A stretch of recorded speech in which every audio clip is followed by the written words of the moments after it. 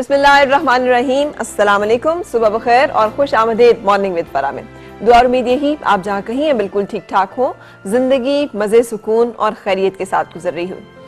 आज मेरा दिल चाह रहा है आपके साथ बहुत सारी बातें करने पे, और इशू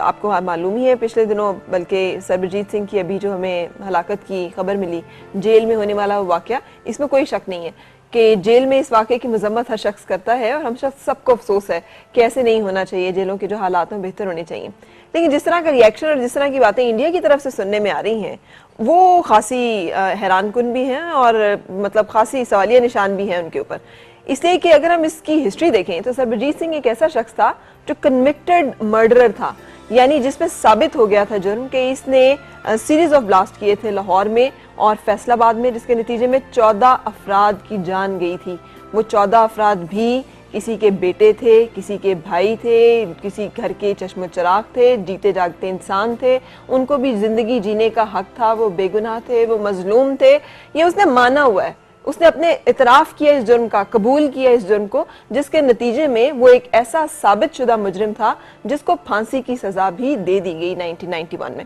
अब ये तो इंसानियत क्या, हर एक मुल्क का मजहब और कानून जो है वो कहता है कि अगर कोई शख्स मुजरिम है तो उसे उसके जुर्म की सजा मिलनी चाहिए। पाकिस्तान की ये जिसे कहते हैं ना इंसानियत पसंदी है, और ये पाकिस्तान का एक तरह से एक अच्छा सलूक का मुजाहरा है कि 1991 से जो शख्स फांसी की सजा का मुस्तहिक है और जिसके ऊपर जुर्म जो है वो साबित हो गया है, उसके बावजूद उसको फांसी नहीं दी गई। और उसके साथ आज तक जेल में जो सलूक किया गया वो ठीक ठाक था, अच्छा था, वो जिंदा था, जीता जागता था।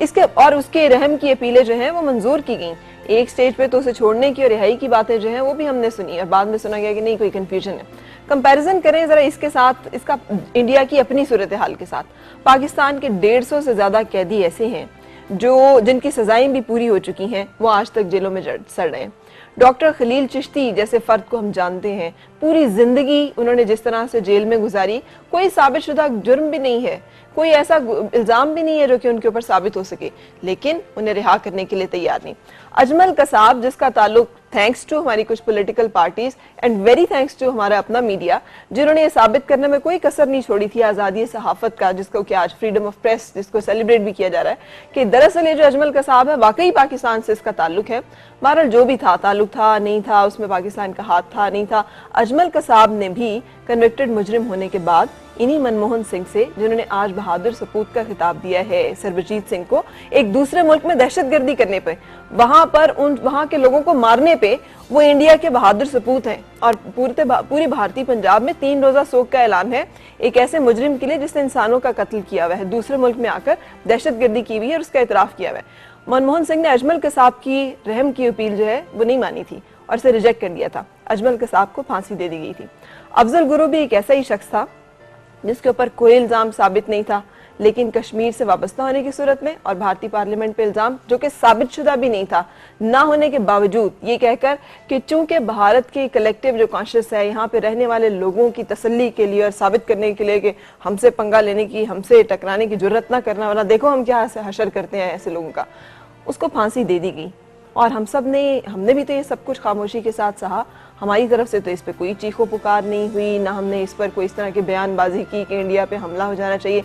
दिलबीर कौर जो हैं उनको शायद ये एहसास नहीं कि उनके भाई ने जिन लोगों को मारा था वो भी बेटे थे, बहनें थी, माएँ थी, घर जो हैं वो हंसते बसते इंसानों से। धर्म और मजहब जो है वो सिर्फ एक तरफ नहीं होते, मतलब कोई भी धर्म इंसान का, किसी का, वो इंसान होता है और किसी भी एक इंसान का कत्ल पूरी इंसानियत का कत्ल होता है। जिस तरह से आपके यहाँ से कोई जाए तो आपको तकलीफ होती है, उसी तरह से हमारे यहाँ पर जब कुछ लोग जाते हैं जान से बेगुनाह मजलूम, तो वहाँ पर भी तकलीफ होती है। इसलिए इन तकलीफों को इससे पॉलिटिकल सेंस में देखने के बजाय जरा इंसानियत की बेस पे देखना और परखना चाहिए। किसी को एहसास है इस चीज़ का कि दुख्तारान मिल्लत की आसिया अंद्राबी के जो हस्बैंड हैं, जो कि पिछले 20 साल से जेल में हैं, और उनके बारे में तो कोई डॉक्टर कासिम,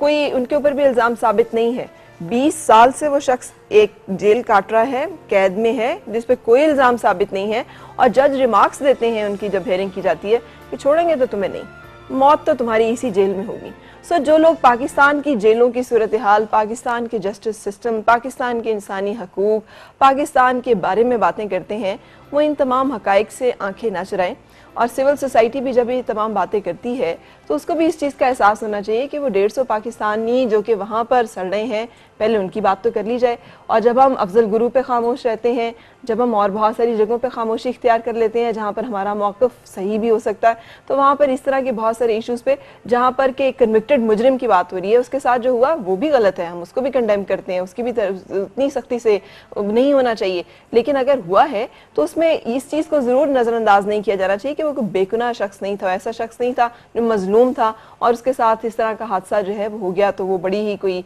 ऐसी बात है। वो कन्विक्टेड मुजरिम था, इन एनी केस फांसी का जो जुर्म है वो उसके ऊपर साबित था।